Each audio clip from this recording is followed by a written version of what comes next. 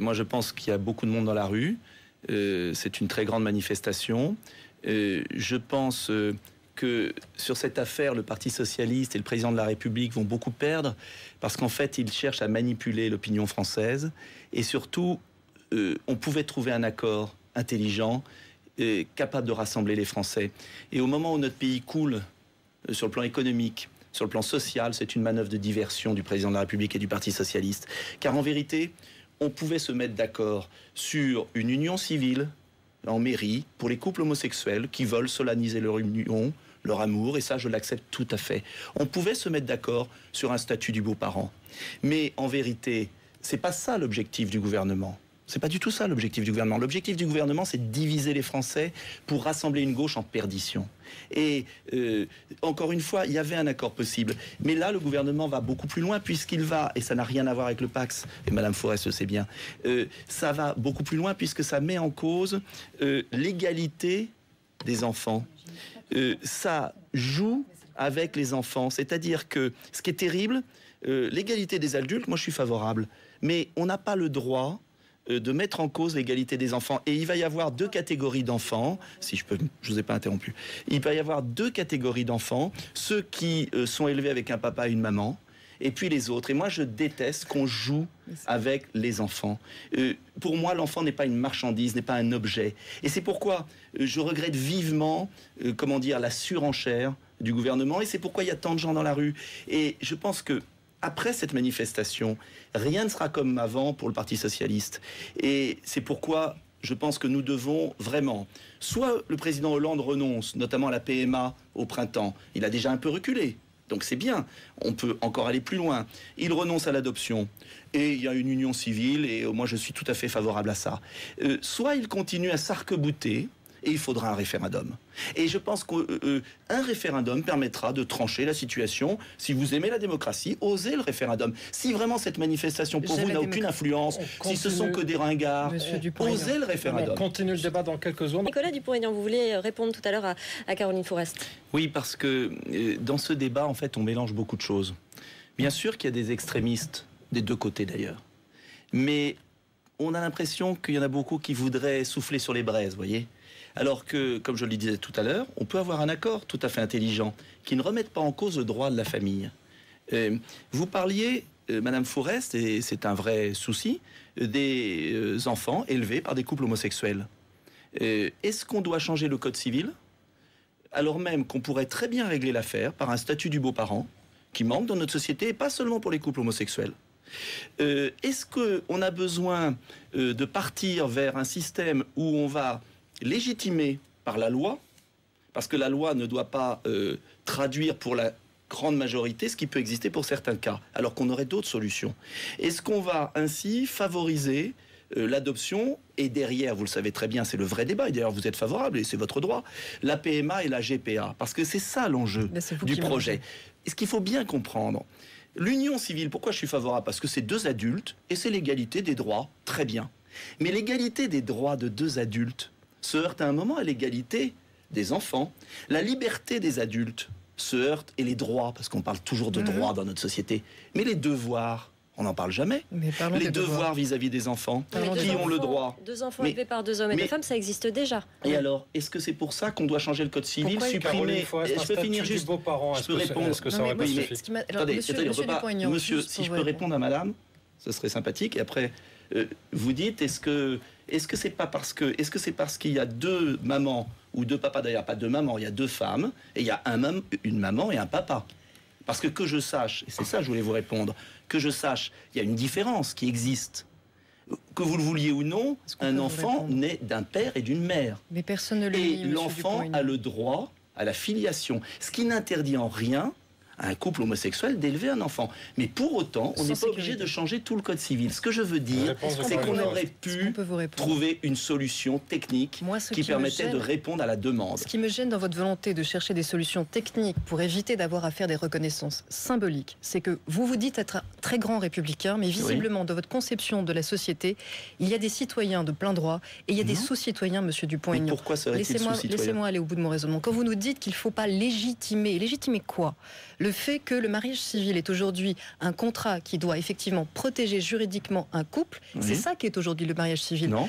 Donc tous les couples se valent. Excusez-moi, non. L'institution. Non. Alors vous êtes en désaccord avec la sécularisation de l'institution du mariage. Et là, on touche à un point fondamental. Il y a, n'en déplaise, malgré tous les efforts de communication pour ne pas apparaître comme dominant, il y a une vision normative et dominante d'une sexualité qui doit être primée sur une autre. Mais non, où la madame, société ça c'était il y a 50 ans. Si, c'est exactement ce que vous venez de nous dire. Mais non. Il y a des enfants qui ont besoin aujourd'hui de la protection juridique du mariage. On ne peut pas à la fois dire on défend le mariage, on défend la famille, et se battre pour que ceux qui veulent faire famille et protéger juridiquement leurs enfants, qui encore une fois existent déjà, ne puissent pas avoir cette sécurité. À moins de dire clairement, et il faut l'assumer, dites-le franchement, il y a une sexualité qui est bonne pour la société, qu'il faut encourager, et il y a une sexualité qui doit être rétrogradée dans un sous-contrat. Je ne juge pas ça très égalitaire, et je ne juge pas ça très républicain. Et c'est à rebours de la sécularisation en prime. Madame Fourest, vous voulez toujours faire passer celui qui s'oppose à l'adoption d'un enfant par 2 femmes ou 2 hommes comme un homophobe. Mais vous imaginez ce que ça veut dire ? Et si je peux finir ma phrase, vous oubliez une chose dans le mariage. Moi, je suis maire d'une ville, je lis les articles du Code civil. Le mariage, c'est pas simplement des droits pour chacun du couple. C'est pas ça. Le mariage, c'est la préparation de l'enfant. Car dans le Code civil, il y a un article sur l'enfant. C'est-à-dire que le mariage, c'est un homme et une femme. Vous n'y pouvez rien parce que aujourd'hui, les enfants sont faits par un homme et une femme. Et l'homme et la femme, ça vous gêne peut-être, mais font un enfant. C'est vous qui caricaturez pas les autres. Excusez-moi, madame, si je peux finir. Et donc, vous voulez que le mariage permette à 2 hommes et 2 femmes de remplacer un père et une mère. Ça, ce n'est pas possible. En revanche, où je suis d'accord avec vous, que 2 homosexuels qui veulent solenniser leur union, oui, aucun problème, il n'y a aucun rejet de ça dans la grande majorité des Français. Monsieur Arnaud l'a dit d'ailleurs très justement tout à l'heure. Et puis vous dites, il y a des cas, il y a des enfants qui sont élevés par des couples homosexuels. Bien sûr que ça existe et ils leur donnent beaucoup d'amour. Simplement ces enfants, mais pas avec les autres. Ces enfants, excusez-moi, ils ont un père ou une mère. Mais ils n'ont pas 2 mères et 2 pères. Ça, vous pouvez dire tout ce que vous voulez, c'est la réalité. Et si vous niez cela, si je peux finir, si vous niez ça, vous privez l'enfant de sa filiation. Il y a beaucoup de psychiatres, de psychanalystes qui expliquent très bien. Vous n'êtes pas un bon psychanalyste.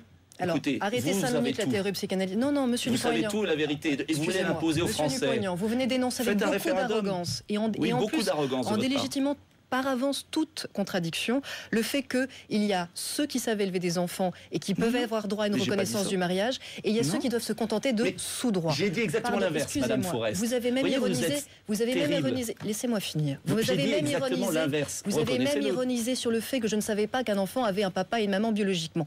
Je suis au regret de vous apprendre que tous les homosexuels sont bien au courant de ça.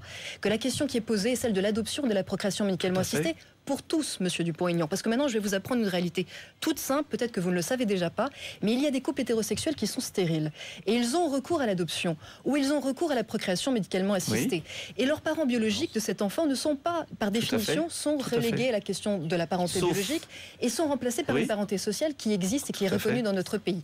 La question est de savoir, est-ce que des couples hétérosexuels stériles qui adoptent un enfant ou qui ont recours à la PMA ont des droits supérieurs à des couples de même sexe. Vous parlez toujours de droit, Madame Fourest, et le droit des enfants, parce que je veux vous répondre sur ce point. Le droit des enfants est protégé. Mais les enfants de couples hétérosexuels qui usent la PMA, ça les prive ? La PMA retrouvent un papa et une maman. Madame Guigou, qui est socialiste, Madame Guigou l'a très bien écrit lors du débat sur le Pacs. Elle a dit, il n'y a pas de problème à avoir le Pacs et pourquoi pas l'union civile. Mais il y a un moment...